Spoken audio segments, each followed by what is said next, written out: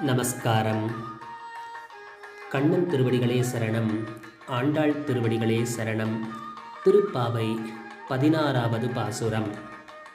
இந்த பாசுரம் முதல் ஆண்டாள் தன் தோழிகளை எழுப்பி முடித்துவிட்டு கண்ணனை எழுப்பும் அடுத்த காட்சிக்கு செல்கிறாள். பாசுரம். நாயகனாய் நின்ற நந்தகோபனுடைய கோயில் காப்பானே, கொடி தோன்றும் தோரண வாயில் காப்பானே, மணிக்கதவம் தாழ்த்திறவாய், ஆயர் சிறுமியரோ மக்கு அரைப்பறை, மாயன் மணிவண்ணன் நென்னலே வாய் நீர்த்தான், தூயோமாய் வந்தோம் துயிலிழப் பாடுவான், வாயால் முன்னம் முன்னம் மாற்றாதே அம்மா, நீ நேய நிலை கதவம் நீக்கேலோர் எம்பாவாய். இதன் பொருள், ஆண்டாள் தன் தோழிகள் அனைவரையும் எழுப்பி அவர்களுடன் சென்று நீராடி இப்பொழுது நந்தகோபாலனுடைய மாளிகையை அடைந்து விட்டாள். அங்கே மாளிகையின் வாயில் காப்பாளன் இருப்பான் அல்லவா, அவனிடம் கூறுகிறாள், நாயகனாக நின்ற நந்தகோபனுடைய கோயில் காப்பானே. நந்தகோபன் கண்ணனின் தந்தையை நாயகனாக சொல்கிறாள். நாயகனாக நின்ற நந்தகோபனுடைய கோயில் காப்பானே, கொடி தோன்றும் தோரண வாயில் காப்பானே.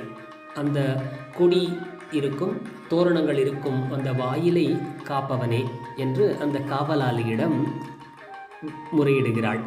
மணிக்கதவம் தாழ்த்திறவாய் என்று வேண்டுகிறாள். அவள் மேலும் சொல்கிறாள், ஆயர் சிறுமியரோ மக்கு அரைப்பறை, மாயன் மணிவண்ணன் நென்னலே வாய் நேர்த்தான். நென்னலே என்றால் நேற்றே, வாய் நேர்த்தான் என்றால் உறுதிமொழி அல்லது வாக்கு கொடுத்தான் அல்லது உறுதியளித்தான். என்ன உறுதியளித்தான் கண்ணன்?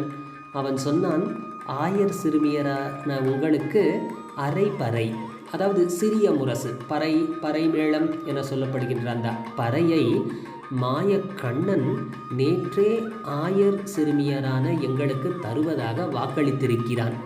அதற்காக நாங்கள் காலையில் எழுந்து குளித்து நீராடி விட்டு பிறகு தூய்மையாக வந்துள்ளோம். துயிலிழப் பாடுவான். அந்த மாயன் மணிவண்ணனை துயிலிழ நாங்கள் பாடப்போகிறோம் என்கிறாள் ஆண்டாள். இதை கூறிவிட்டு அவள் உடனே சொல்லுகிறாள், வாயால் முன்னம் முன்னம் மாற்றாதே அம்மா. அவள் சொல்கிறாள், நாங்கள் இந்த கோரிக்கையை வைத்துள்ளோம் அல்லவா, இதை பரிசீலனை செய்யாமலே இதெல்லாம் முடியாது, கண்ணனை நான் எழுப்ப மாட்டேன், வாயில் கதவை திறக்க மாட்டேன், உங்களை உள்ளே விடமாட்டேன் என்று கூறிவிடாதே வாயில் காப்பானே. நீ நேய நிலை கதவம் நீக்கேலோர் எம்பாவாய். நாங்கள் இந்த பாவை நோன்பை அனுஷ்டிக்க எங்களுக்கு உதவி புரிவாய். எப்படி உதவி புரிவாய்? நீ நேய நிலை கதவம் நீக்கினால் நாங்கள் உள்ளே சென்று பாவை நோன்பை பூர்த்தி செய்து கண்ணனின் திருவருளை பெறுவோம் என்று அந்த வாயில் காப்பாளனிடம் அவள் சம்பாஷணை செய்கிறாள். இந்த பாடலை மீண்டும் ஒருமுறை பார்ப்போம்.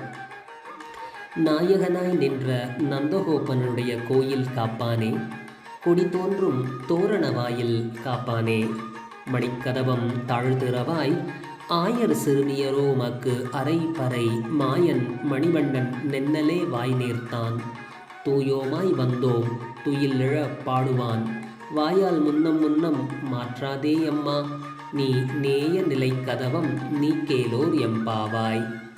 ஆண்டாளை போன்றே நாமும் தூய்மையாக இந்த மார்கழி மாதத்தின் 30 நாட்களும் நீராடி இந்த பாசுரங்களை படிப்போம்.